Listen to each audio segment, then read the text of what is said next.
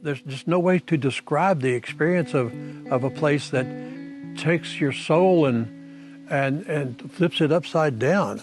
I used to tell people photography was the excuse.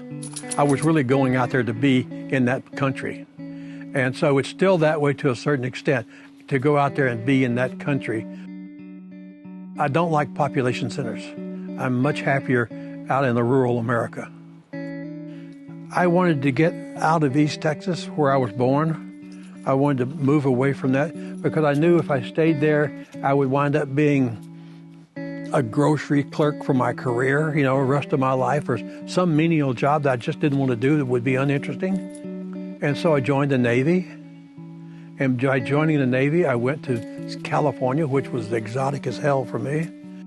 And then they sent me to Alaska, which is even more exotic. That's where it became evident that I wanted to talk about where I was visually. You feel a connection to a place. It's like Big Bend was that sort of place. And it's because it's a place far and away. You're not encumbered by a lot of convention. You can get out there and just be yourself. And that self for me is just enjoying the place and finding a way to express that joy to other people.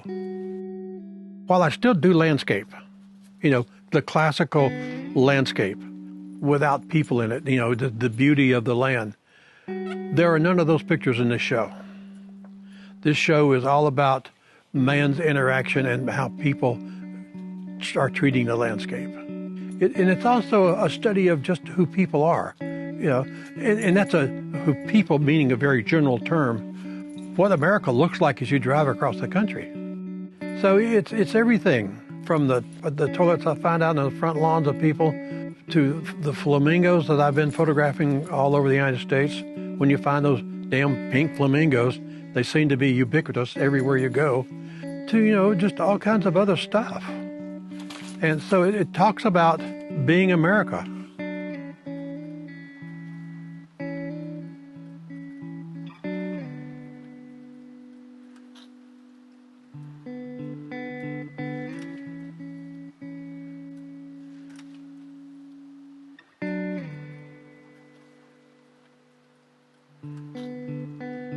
As you move to the Midwest and West, agriculture on those back roads is the primary economy. So you get a more down-to-earth sort of thing about people. And what I love about them is how they're willing to express themselves and their way of living and what they put out there on the landscape to say who they are. That's what I've learned mostly. People are people everywhere.